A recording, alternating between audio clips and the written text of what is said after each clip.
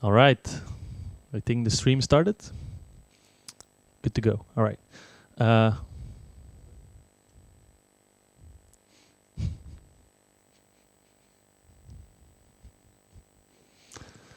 right. Welcome, everyone. Welcome for the people on YouTube and our colleagues in Hasselt, or they should be watching. Welcome to the introduction to Pivotal CloudFoundry. It's a mix of a presentation and workshop, but first I'll give a little intro and then we'll dive into the applications and the code and the platform. So, why are we here today? 2 weeks ago, we gave an introduction about CloudFoundry in general, the open source platform as a service offering.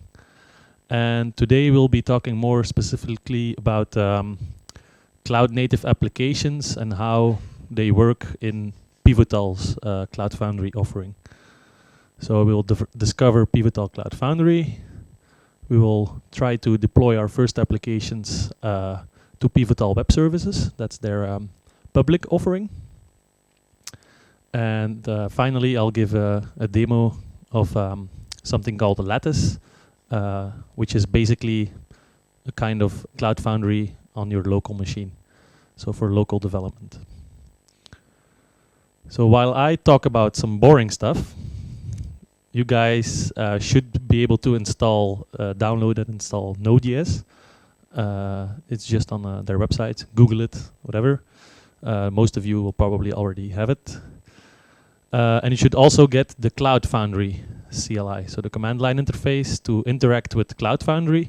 Just Google for CloudFoundry CLI. You'll find an installer for Windows or Mac, and you should be able to get going immediately. The people among you who don't have Git yet should download Git, because we're going to clone a repository. And this is the URL of the repository. So just github.com/ordinajworks, which is our new brand name of the Java and JavaScript business unit of Ordina, and then cloud-pass. You don't need to add the .git. It's not required.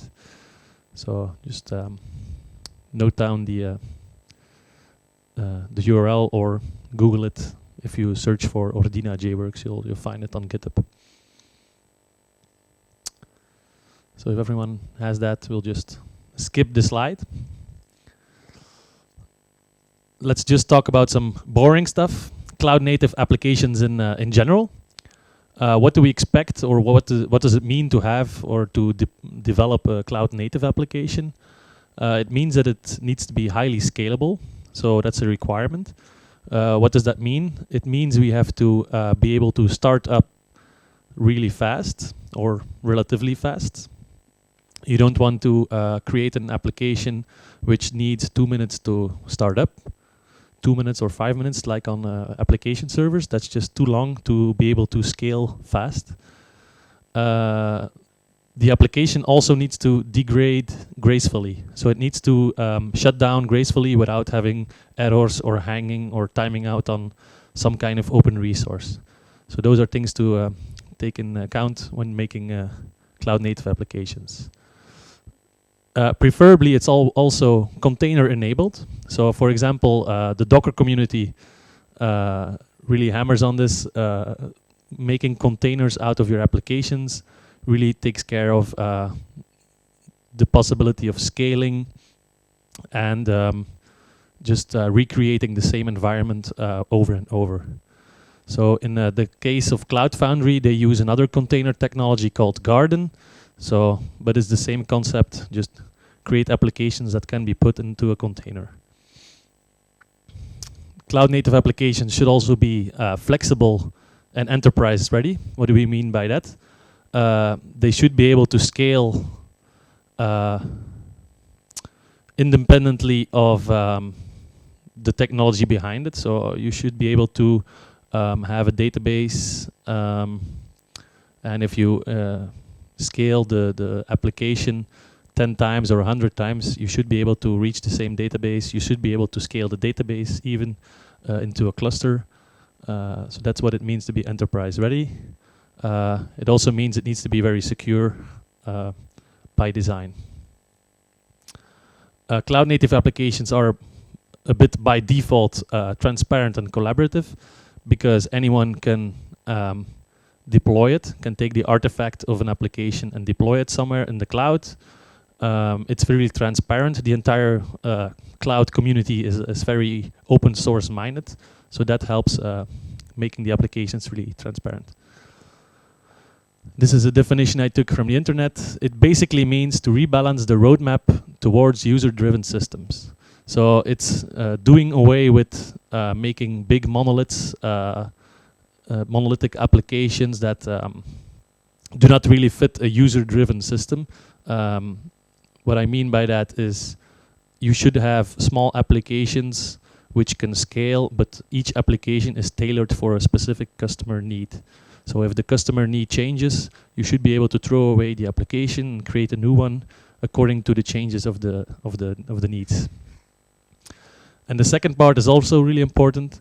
Cloud native also means you should use standardized parts and follow standardized deployment and operation procedures.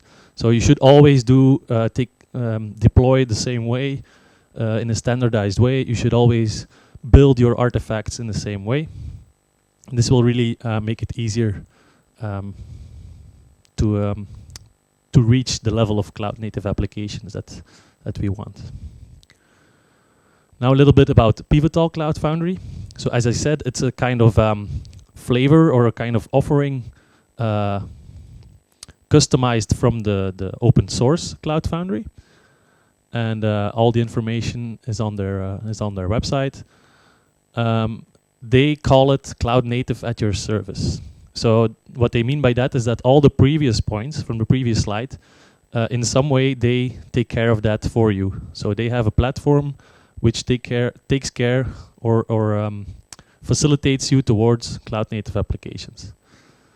They are CloudFoundry certified, just like many others nowadays. I hope it doesn't become something like Java Enterprise certified, but I don't think they're going that path, so that's positive. Another good thing is that they support any infrastructure as a service in as the infrastructure layer, so you can deploy Pivotal CloudFoundry on OpenStack, Azure, Amazon, and any major infrastructure as a service provider. And the thing I was talking about before is they can deploy it on any infrastructure as a service, but they also have a public offering where you just use it over the internet, and it's called Pivotal Web Services. It's a little bit more limited, but it's also really nice, and we'll be using this platform today for the workshop. As I said, their private offering is Pivotal CloudFoundry itself, which is then really tailored and customized to your needs. The goal of the workshop today is to deploy an app or multiple apps to Pivotal Web Services. We're going to learn about how organizations and spaces, logging and scaling, how they work and how you can enable that in Pivotal Web Services. We're going to learn how to create and use the services. And we'll learn how to monitor our applications. So that's the basic gist of the workshop. Nothing too special, but it's a good start. So what is the application that we should be deploying, or what are we going to make? I think I'll just show you. I think most of the internet fans, or let me just, I'm sorry.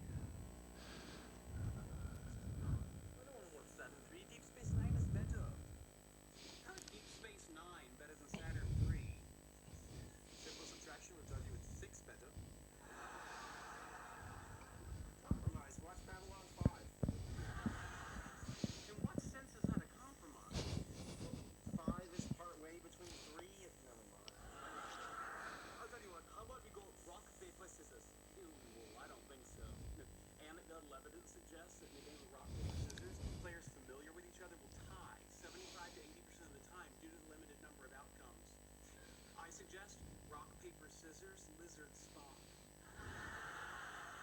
What? It's very simple. Scissors cuts paper. Paper covers rock. Rock crushes lizard. Lizard poisons Spock. Spock smashes scissors. Scissors decapitates lizard. Lizard eats paper. Paper disproves Spock. Spock vaporizes rock. And as it always has, rock crushes scissors. Okay, I think I got it. Rock, paper, scissors, lizard, Spock.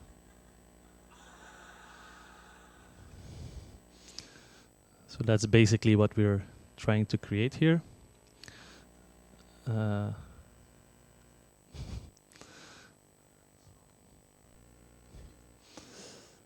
me just get back here.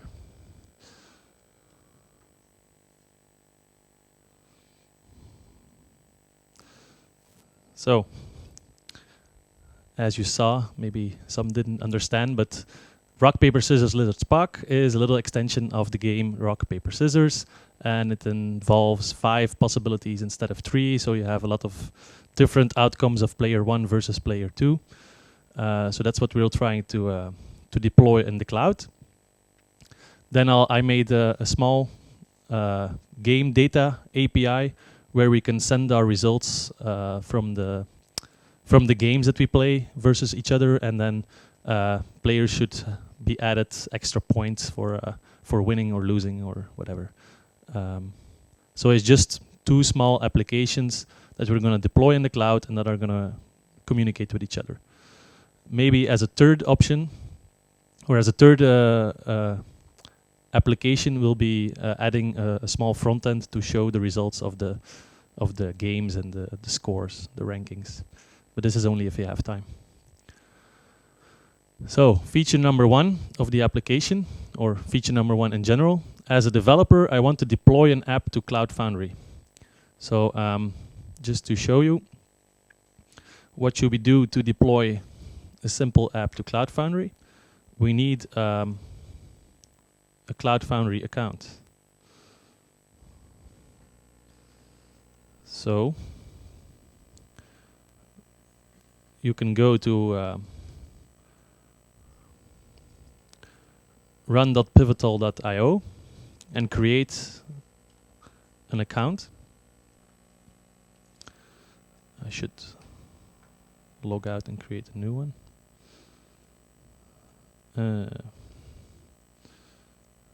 Not sure if I already have one on this email.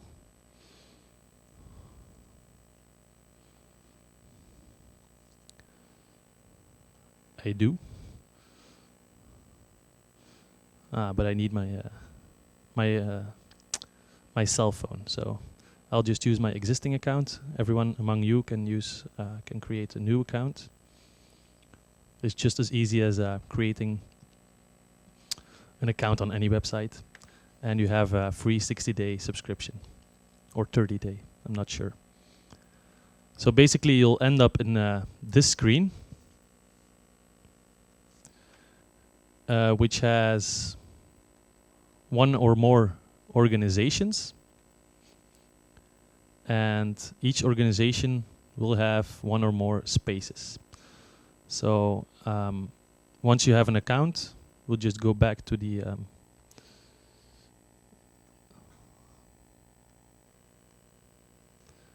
command line. All right. Let's see, where am I?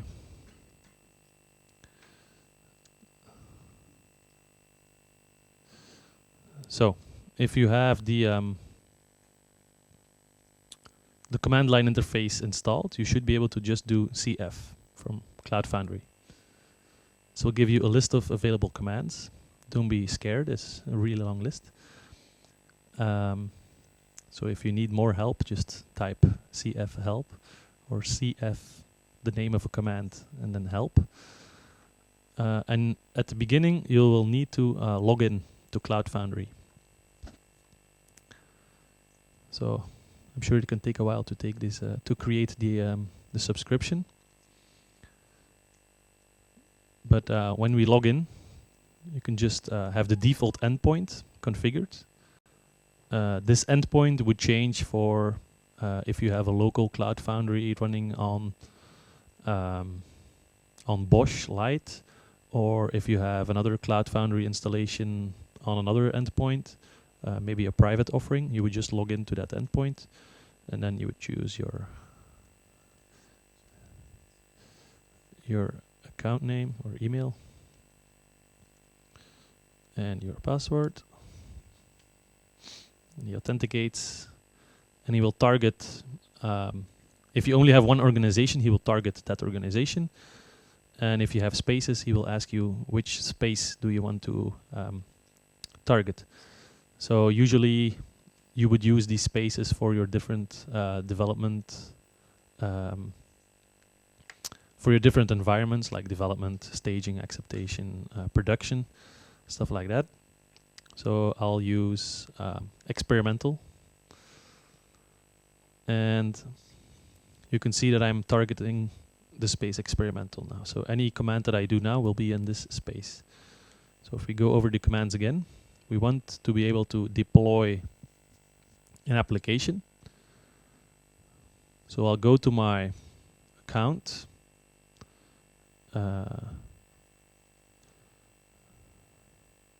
Cloud Pass, workshops, the game data API, for example.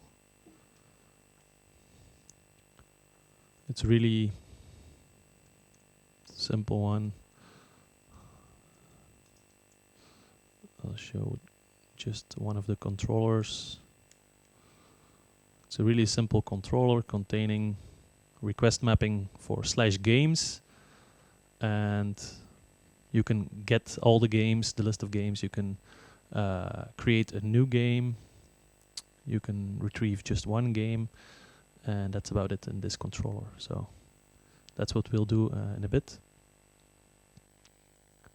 So if we want to deploy this to CloudFoundry, you should be able to just do cf push. So without doing anything in the console, without doing anything else than cf push. I'll explain how it works afterwards. So what he's doing now is he's uploading my artifact. It's already built with Maven, so it's in the target folder, as you can see here. It's a simple jar file created with Spring Boot. And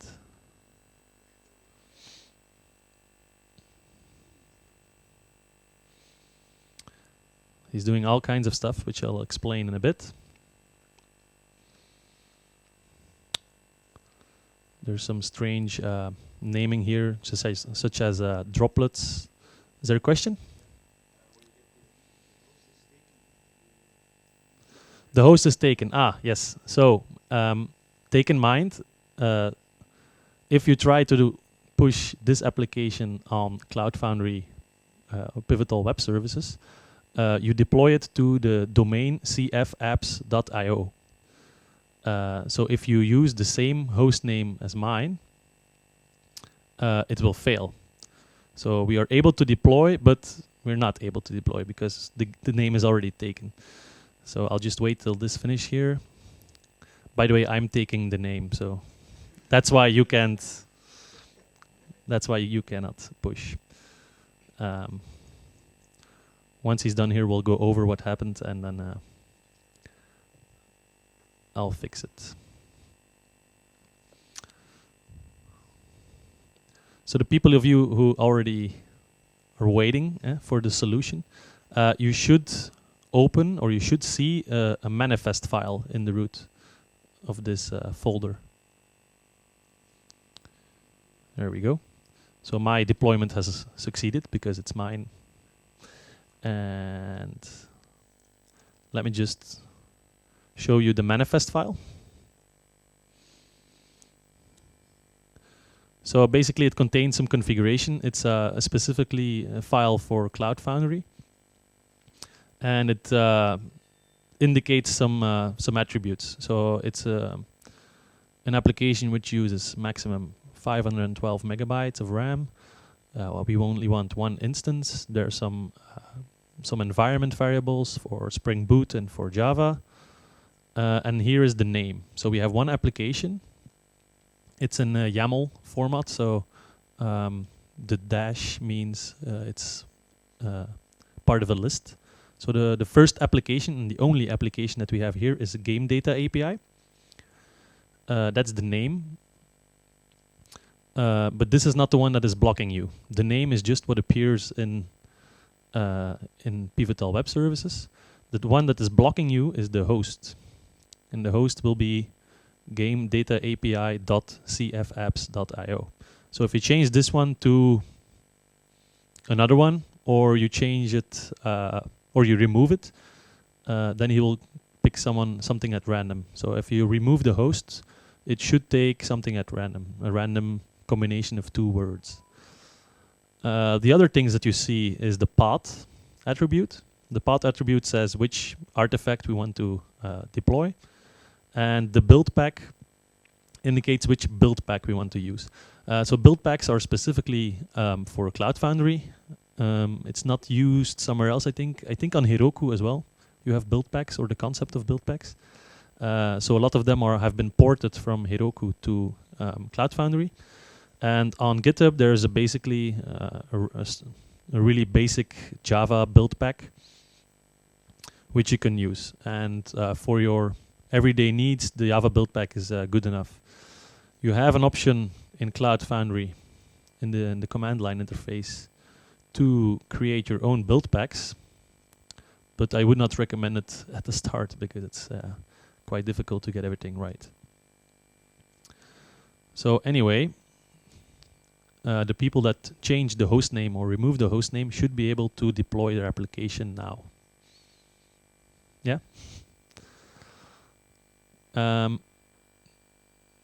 So let's check it out. We want to see our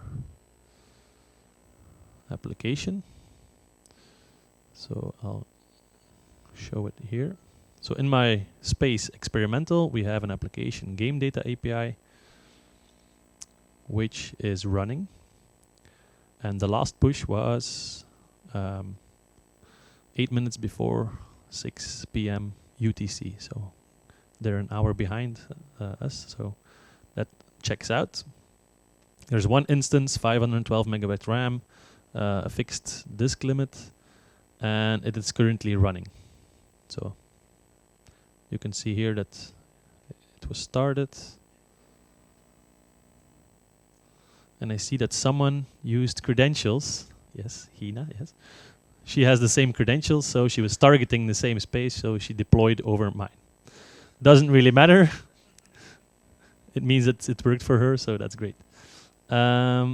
We can check out the application on, as I said, gamedata.api.cfapps.io, but as I also said, it's a simple Spring Boot application. It doesn't really have any HTML or front-end content. It's just an API, and for example here is a list of games that I have created in Redis. So it's backed by a Redis data store on Pivotal Web Services, and we'll see how we do that in a bit.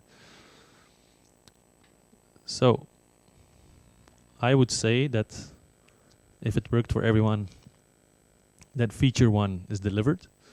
We have deployed an application. It's really simple, actually. There's a bonus that you can do for feature 1. You can check out other CloudFoundry providers like Bluemix, HP Helion, or Swisscom CloudFoundry, or others. There are some others out there. And you can try to do the same thing there. But I think for some of them, you need to have a credit card or some type of credentials. Feature 2. As a developer, I want to manage my apps. So it's really short, but it's really handy to see that in here you can do anything with your apps that you want. You can stop them. Like for example, if I go to the application, I could just say, okay, stop. I don't want it running anymore. There's lots of manual actions that you can do. Okay, I want to start again. It will quickly fire up the application again. It's really easy. We can scale the app from 1 to 2. And then it should start another one. as you can see here. You can follow recent events of the app. There's the routes, which you cannot see in my screen, but it says here, you can see the link, gamedata.api.cfapps.io. So that's our host that we defined. There's environmental variables, specifically to Spring Boot in this case. I'll show this later again when we cover Redis. And you can check out the logs of the application. You also have the monitoring part. I think there's a lot of people using the same application at the moment. Okay, there we go. You have metrics that you can control in the dashboard, container metrics, and the general dashboard with all the recent events. So this is how you would manage your applications manually. You can also check the state of your applications through the CloudFoundry CLI. So maybe you can script some things if you want, if you really want to automate things. And for example, in the apps section, you have all different types of commands for apps. So you can just do cf apps, then you would see all your apps in your space. You can see that we have the game data API here that we just deployed, and we have 2 instances running with the memory and disk space allocated. If you want more information, you just do cf app and the name of your app. Then you get more detailed information about your specific app. You can see the build back, where it was built with, and you can see the state of the different instances that are running. So this is really handy when you're just using the command line. Some other useful things are scaling. You can scale using scripts. I think that's about it for about the most useful thing. You can delete apps, rename apps, start, stop, restart. So all the things that you can do in the web interface, basically you can do here. You can see the logs of a specific app.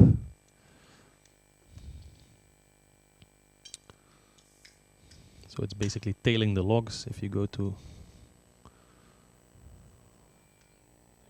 the application,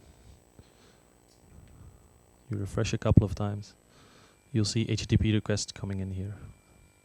There we go. So that all works. We can manage our apps. So I would say this one is delivered. Feature number 3, I want to persist my data. So it's really fun working with Spring Boot, for example, and an in-memory database, but if you cannot store your data, it's not really handy. It's really fun to play with, but not much value. So what should we do when we want to persist data? We should add a service. So in Pivotal Web Services, it's called Services. We already have a service running called Redis. I should check the commands. So there's different services commands here. For example, if you want to see which kind of services you can install or enable, you have the command for a marketplace. It usually takes a while. He has to check which, that's already here. So, for example, I have a Redis service, a Redis cloud service. You have different kinds of options, different kinds of plans to subscribe to, and we're using the free one, of course, 30 megabytes, which is enough for a simple Redis data store. But as you can see, there's many different kind of services for relational databases, NoSQL databases, caching, and even an SSL service to grant you certificates for your custom domains. Sorry. So if we would like to create a service, I'll just delete the old one first. Where is it? Here we go. Really want to delete? Yes.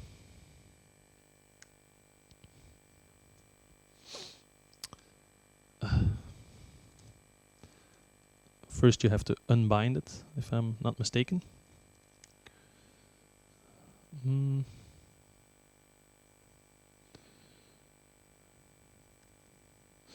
Okay, so we'll have to say game data API Redis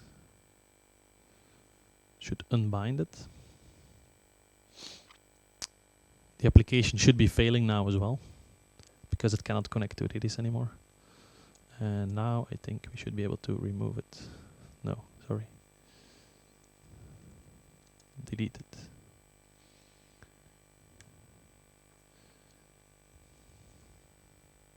There we go, delete it. So let's start from scratch and create a service. What's the command again?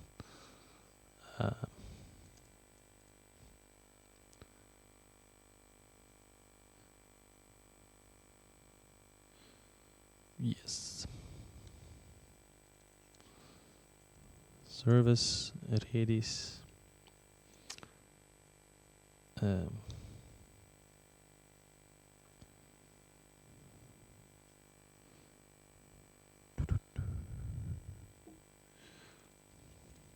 Redis, I think it's the 30 megabyte one.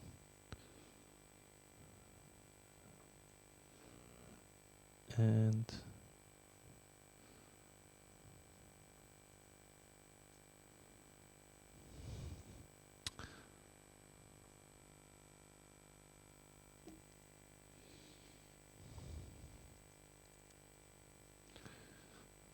let's see.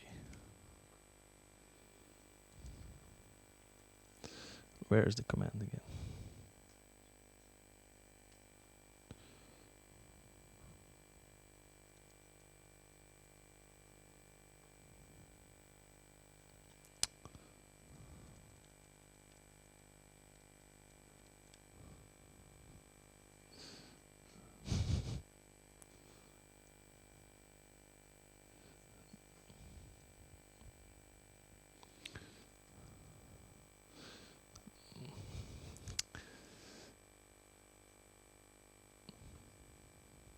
If it doesn't work, we'll just do it in a web interface for now.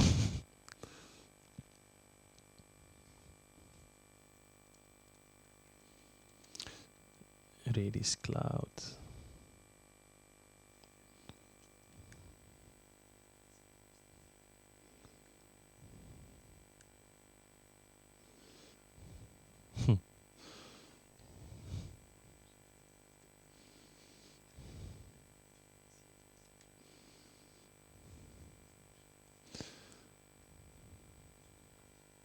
Okay, that's better. And now we can bind it again to our application. Game data API. It's not going well. There we go, that's better.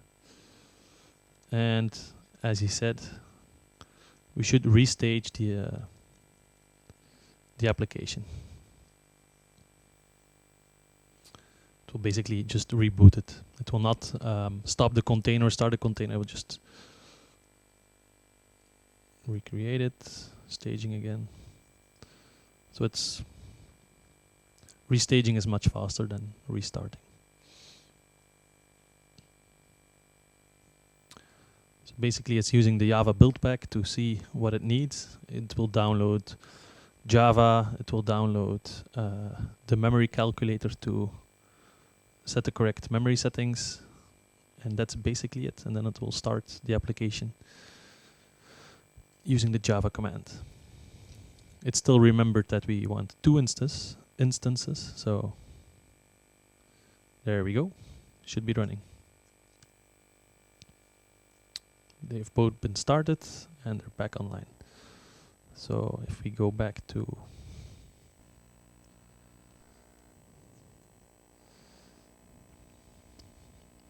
our web interface, we should see game data API. And then if you do /games, of course, the list will be empty because we haven't added one yet. So if we just add some games, I don't know, Unreal Tournament. I think it's like this.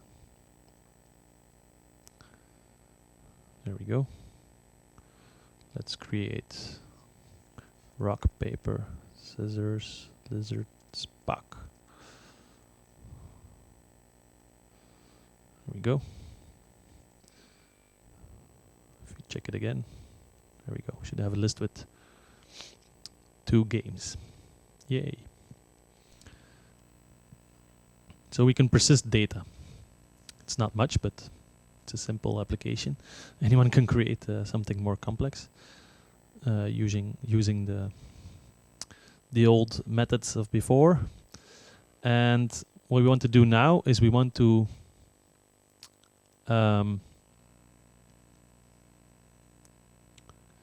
that one has been delivered. We want to deploy our game. So the game will send some information to the data API, and we should be able to see the results in the data. I'll show the monitoring afterwards.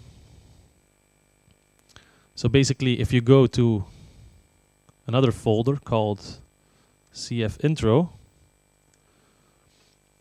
you'll see that we have a different kind of application here. It's a Node.js application made with Express and Socket.io. So we can start it by just going npm start. So usually everyone should just do npm install first. For me, it's all installed, so you can just do npm start. It should start the server, and it's also already complaining.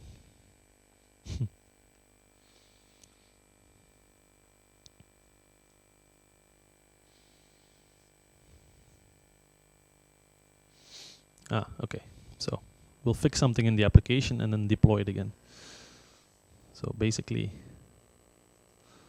we'll open our application.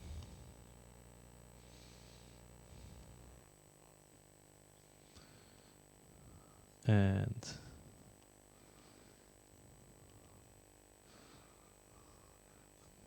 by the way, this application was made by a 17-year-old intern, which did an internship at our offices here for 2 weeks, and he didn't know anything about JavaScript and not a lot about HTML. So from scratch, he made this in 2 weeks. And basically, if you run the server, and I just have to fix something right here, somewhere.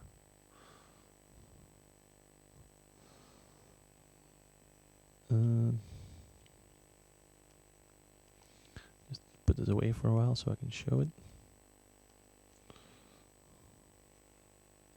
And I do npm start here. And I can show the application. So it's basically a small application made by the guy. And it does the rock, paper, scissors, lizard, Spock game. So if you make, put your name inside, you're playing.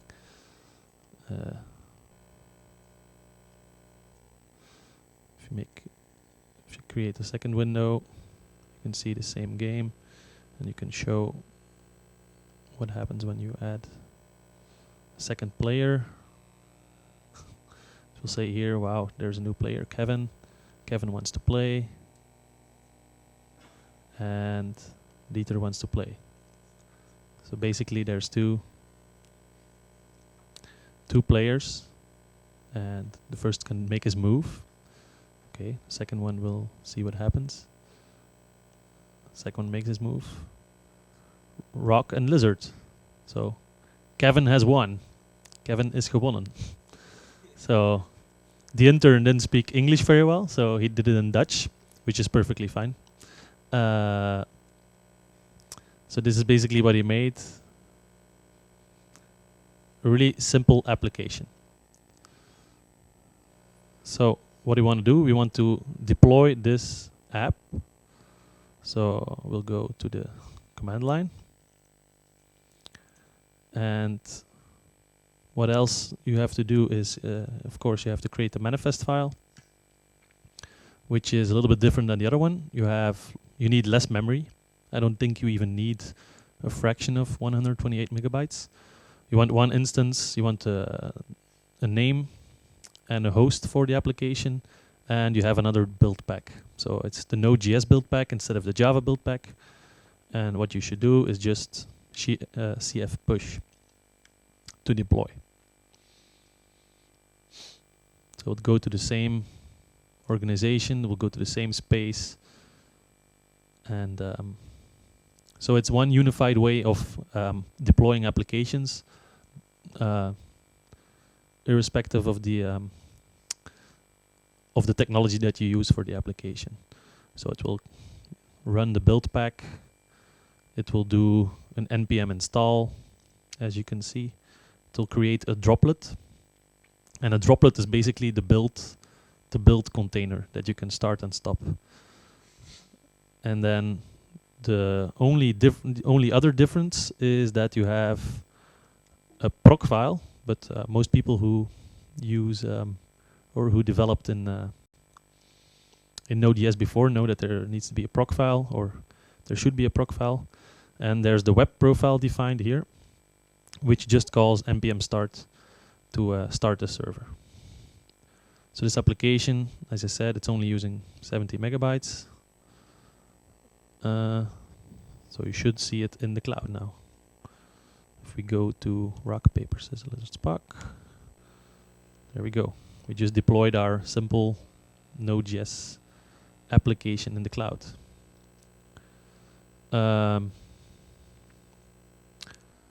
So what this shows is that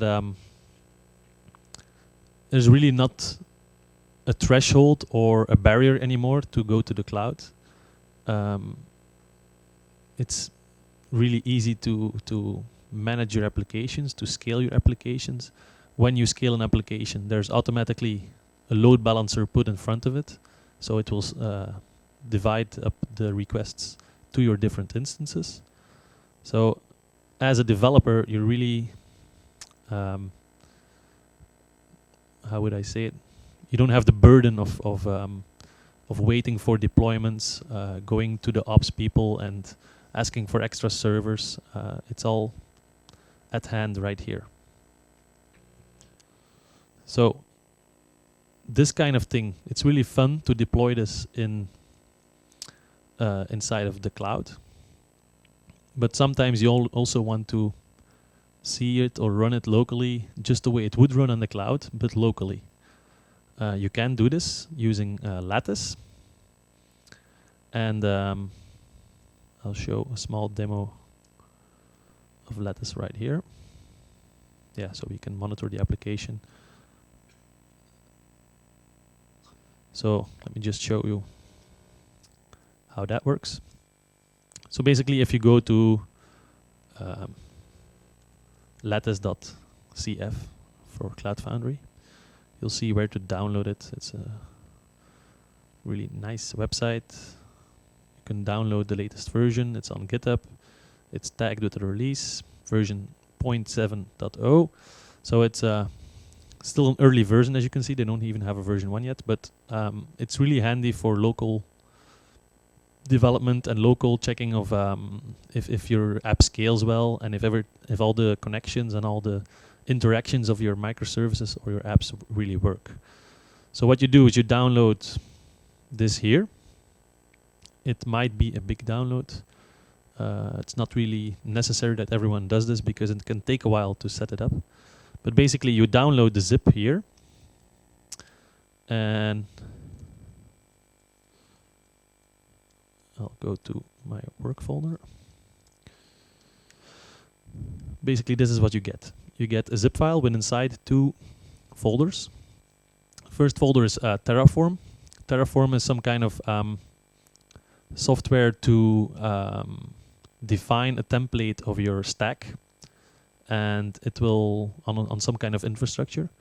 And in this folder in particular, this Terraform template, which is in here, is meant for Amazon Web Services. So you can see there's an Amazon AWS folder, and you can see different kinds of Terraform configuration files. So if you would prefer it, you could just deploy your Lattice or your Lattice distribution just on Amazon Web Services. But we're going to use the Vagrant version. So Vagrant is just software to run virtual machines locally on your laptop or desktop, and it's included with a Vagrant file, which will be rather long to read, but it contains all the configuration to set up your virtual machine using a VirtualBox, and it will also set up Lattice for you. So I think Vagrant status. So I should just do Vagrant up, but you should not forget that you need the VirtualBox provider.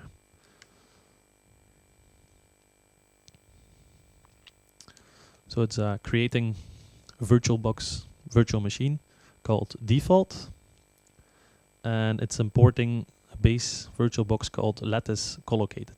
So it's basically one cluster or a single node of the cluster that you would have in CloudFoundry. So it's already 40%. The first time it will take a lot longer, so it's not really handy for our purposes. The other thing I want to show you is I will be connecting on Redis data store on my machine as well. It's almost there.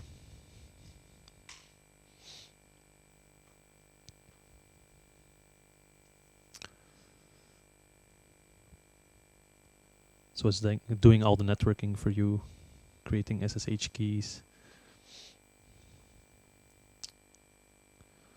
And now it's starting up Lattice. So while it's starting up Lattice, the first time, as I said, it can take maybe a minute, so we just have to wait a bit. Meantime, I'll show you, I also downloaded the Docker toolbox just to have a local Redis image to run. So if I do Docker machine, so it's, this is my alias for Docker machine. So it's running another VirtualBox on another host name, and so Docker PS should be available to me. So I'll just run a new Redis image on Docker. There we go. 2 seconds ago. So we have Redis running on this IP address on port 6379. So we should configure our application this way. So what we should do is go into our Game Data API app, which is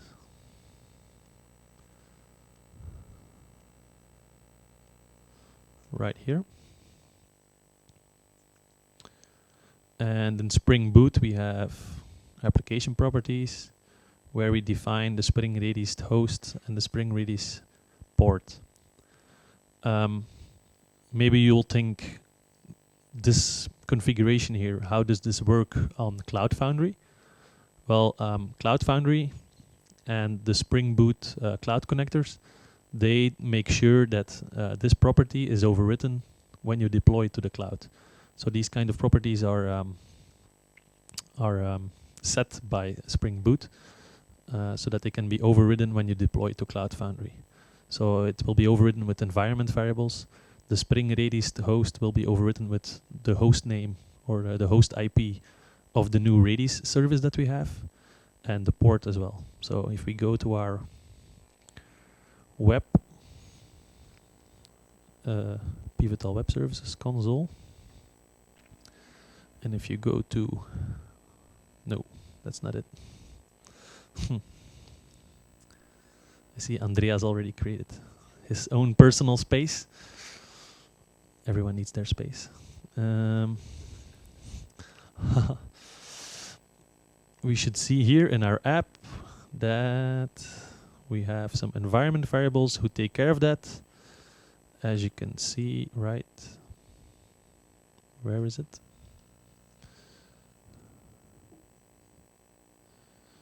Redis.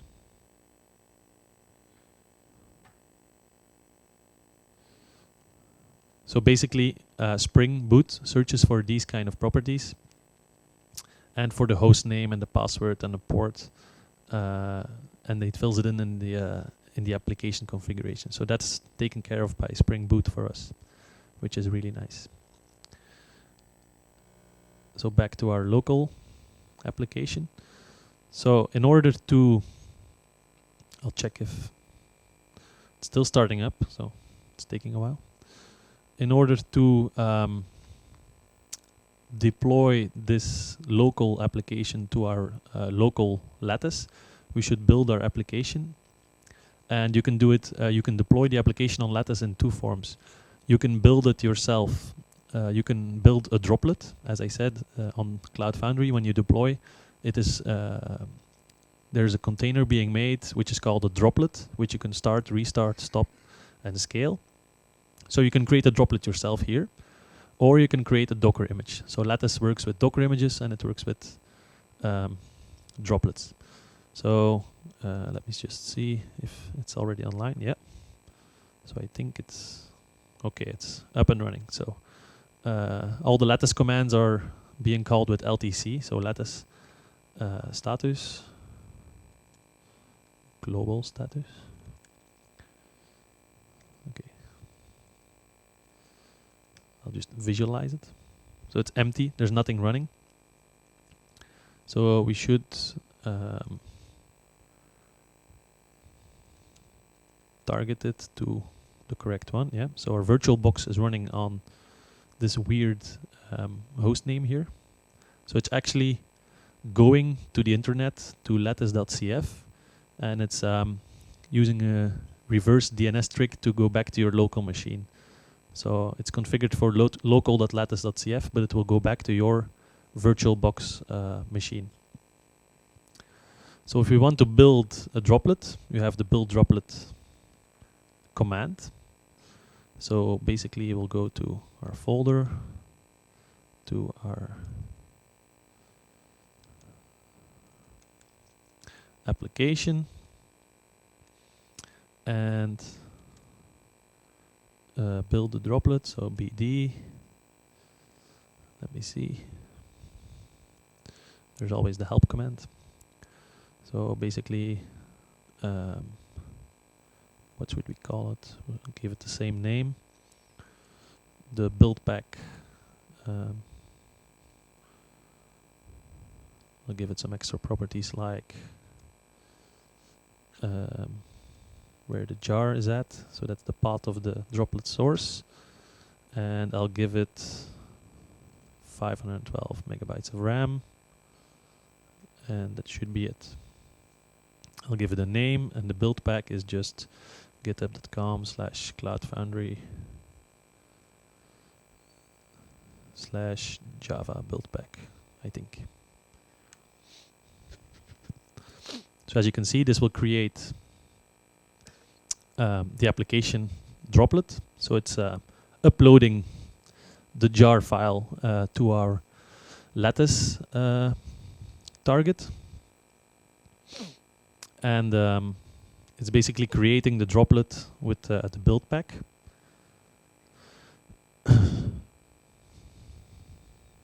As you can see. So it's almost the same procedure as when deploying on CloudFoundry. It will take the build pack that you specified. It will create a droplet, and then it will start a droplet in a container. So when it's done, we should be able to visualize it as well. there's a cool website called xray.cf where you can set the receptor to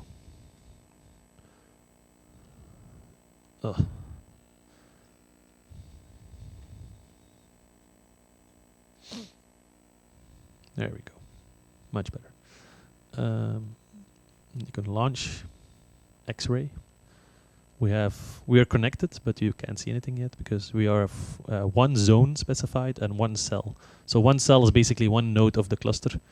When you're doing it locally on a virtual box, you will only have one cell. A cell is already pretty big. You shouldn't think of it as small, as the name would suggest.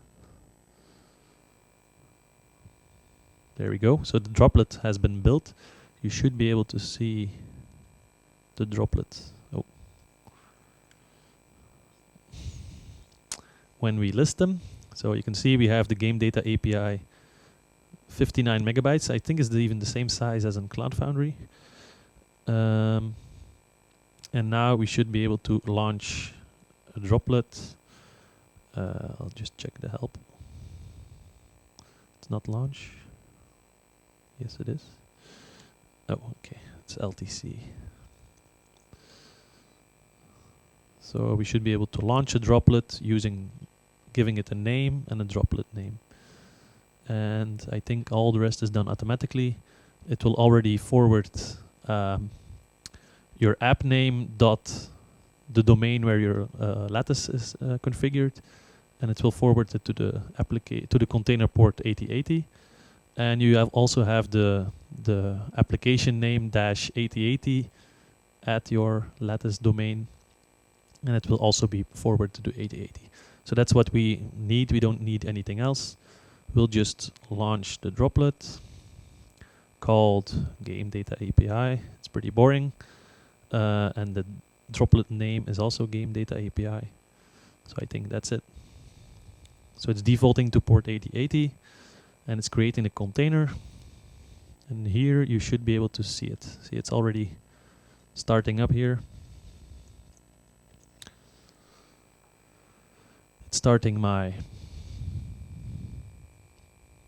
application. It's showing the logs.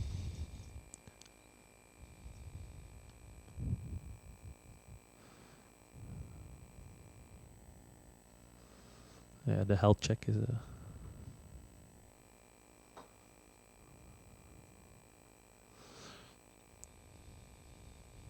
we should be there. If I go to local lattice.cf, okay, I should add my application name. Not yet.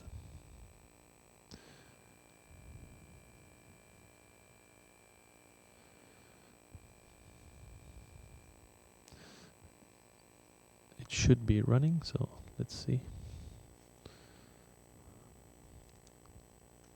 So this one connects to my, so we go over the internet to lattice.cf. He redirects us back to our local virtual box virtual machine. And he directs us to our game data API on port 80, which forwards to the container port 8080 of our application. And then we go to the /games endpoint, and of course there are no games yet, because in our local Redis on running on Docker, we don't have any data yet. So on Postman, you should be able to do local.lattice.cf.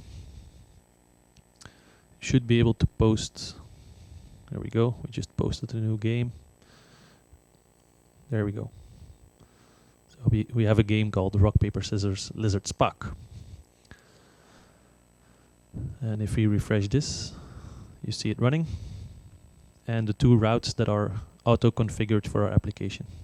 Okay, that's why it was probably taking so long. The application only has 128 megabytes of RAM.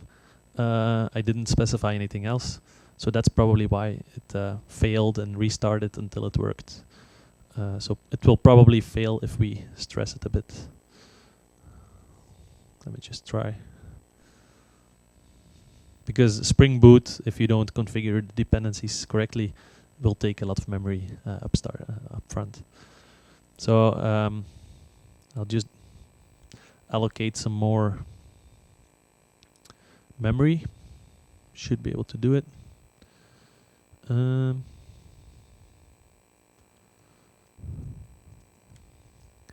think we can change the settings. Yeah, update. I did it yesterday, but it's been a long day. So we'll just update the app name. And I think we can. Nope. We'll just stop it. Yes, it is. Okay, so as you can see, it's really a development-centric software. It's not really user-friendly for production. They also don't really care about security, so it's really locally only for the moment. At the moment, so take care of that.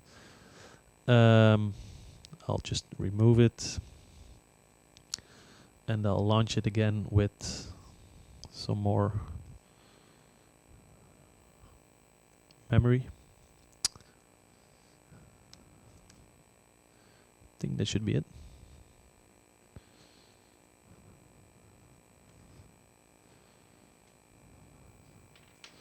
Should be a bit quicker. There we go. That's much faster than last time. So as you can see here now, there's one running with 512 megabytes of RAM. The cool thing is, if you want to test scaling, you just go lattice scale game data API 7. Let's stress the machine. So you can see he's already busy. Ooh, I should I should show the logs for game data API, which is really cool because they're being streamed. All 7 instances are being streamed towards the logs using the log aggregator. I think I'm already too late. No, they're not there yet, so let's see. It's called being excited. So let's see. You can see all the health monitoring here for all the different instances, 0 to 6 for our 7 instances. And then you'll see the slightly disfigured Spring banners. I have a great Spring banner app, by the way, on the deployed on Pivotal Web Services. For anyone who's watching, there is an app called Spring Boot Banner Gen, which is right here. I just deployed it one time. I haven't looked at it anymore since. Where you can just generate Spring Boot banners. Okay, and now he's already done, almost. No, not yet. So he's starting up a lot of connections to Redis, and he's starting all the instances. And my machine is starting to make some noise, so that's good. So I don't think 7 instances are really good for one machine, but who cares, right? They're still running.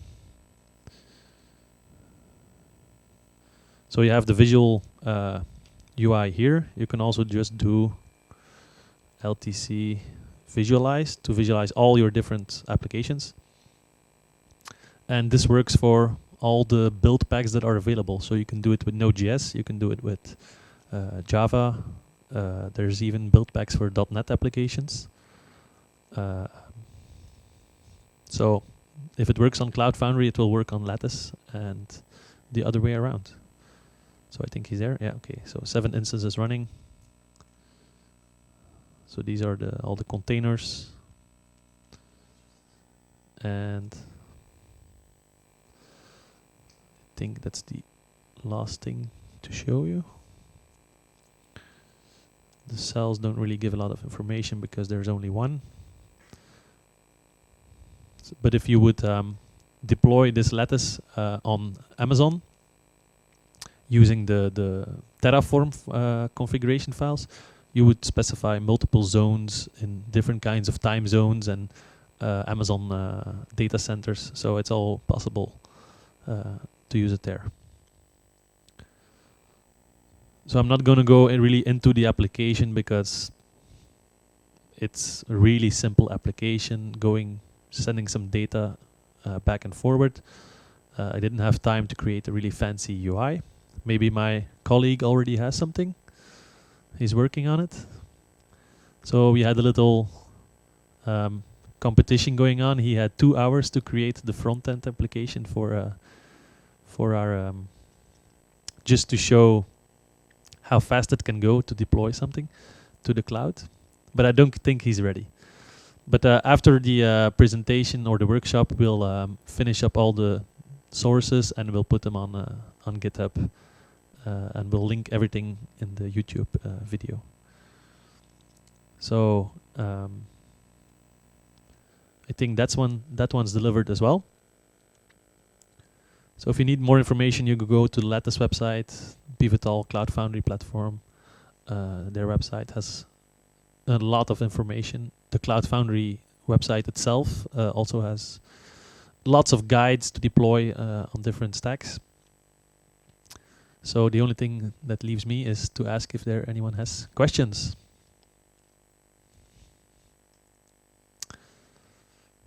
Nobody? No questions?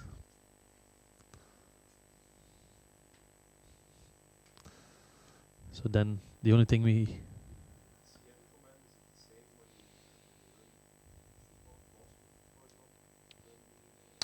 okay, so the question is the CF command the same if we run on Bosch or on another infrastructure? Yeah, so basically CloudFoundry is the same for all the different kinds of... it's the same way of approaching CloudFoundry for all the different kinds of infrastructure that's below it. So Bosch and Bosch Lite are some kind of adapter on top of the infrastructure, and CloudFoundry is on top of that adapter.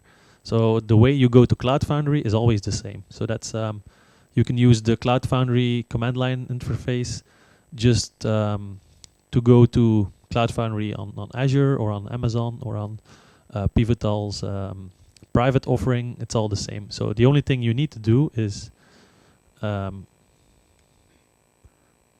specify the target, so the API endpoint, enter your credentials, enter an organization and a space, or create an organization and a space, and then you're good to go. So it should work across all the infrastructures.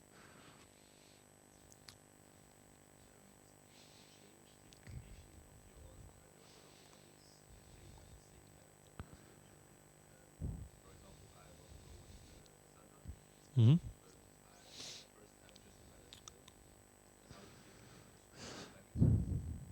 So the question is it or how easy is it to switch from one NoSQL solution to a more advanced NoSQL solution or another one? For example, from Redis to Cassandra. Well, it basically comes down to changing your implementation a bit. So if you did your implementation right, okay, you'll have some specific Redis stuff. You'll have to change that to Cassandra, of course. But going from one service to another is basically unbinding one of the services and binding the other service to your application.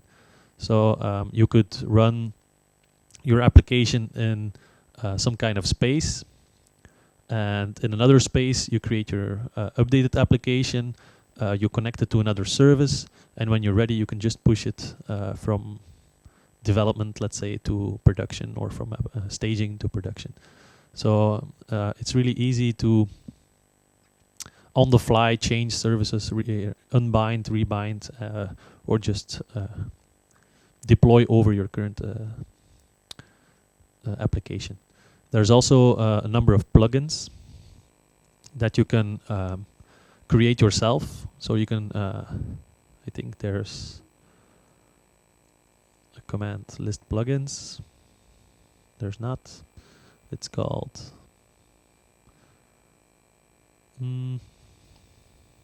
Yeah, just plugins. So those are the plugins that are available to us, or that are installed. So you cannot really list them here because it's maybe this one will shed some more light. So basically, he's going to this plugin repository, but you can create your own plugins. The most of them are written in Go, in the Go language. But there's a lot of plugins online that you can use. For example, this one I have right here, Zero Downtime Push, which basically can send commands to CloudFoundry, custom commands. And what this one does is when you have, for example, 7 instances, such as over here, if you use that plugin, it will push your application, or the newest version of your application. It will push it to the cloud, but while doing so, it will remove, for example, it will start with the first instance, it will remove it from or it will just stop it. It will create a new instance, and it will do a rolling update. So it will remove the routings on all these instances, and for each instance it will update the application and then reattach the route. So this way you will never see that the update happened. You will have zero downtime. You will just update all your instances on the fly, and your application won't even be down. So nobody should even notice something. So there's different kinds of plugins to help you. You can browse the plugin repositories. It's really easy to install them. There's also support for custom routes, custom domains, Pivotal Web Services. They all support that. So, yeah.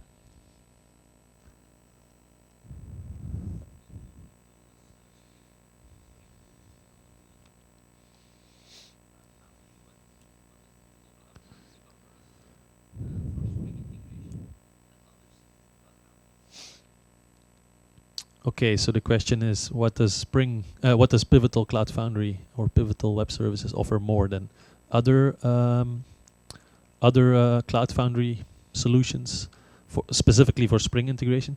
Well, it has a lot of backing services specific for Spring Boot.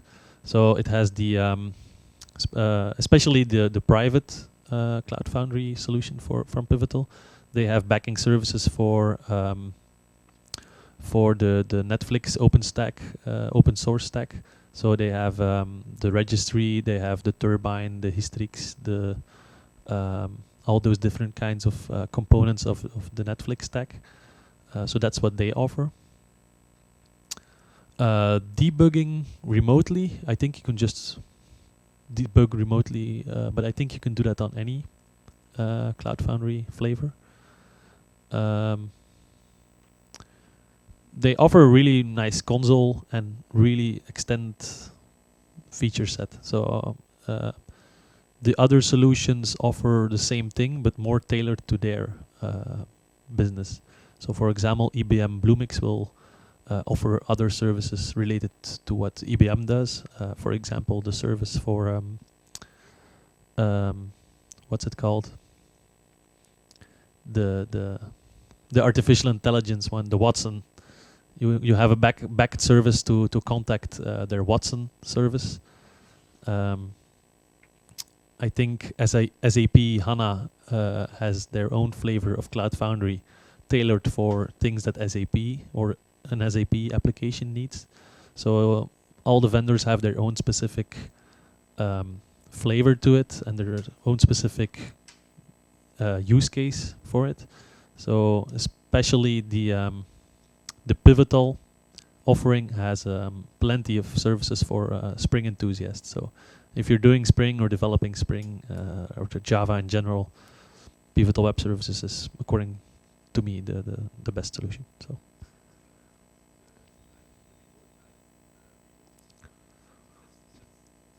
I think that's specifically for them as well. So the question was the live reload capabilities. For example, updating Spring configuration remotely is also possible through Pivotal Web Services. So if you have your configuration. If you have your configuration in Spring Boot done through a Git repository or a database-backed service, or even a Git repository, then I think you can only do it with Pivotal Web Services. I'm not sure with the Pivotal. As well, yeah. If you have the specific dependency for Spring, I think it's called the Spring Hot Reload. I'm not sure. We should look it up, but the name is not important. It's really easy to hot replace code in development or in any space that you want, but you would do it in development for really creating cloud native applications. If you want to test out stuff directly on the cloud, you can just do hot code replace using that dependency on Pivotal Web Services. So that's really nice. So if there are any other questions, all right, then I think we're done. Thanks for listening, and I'll see you next time.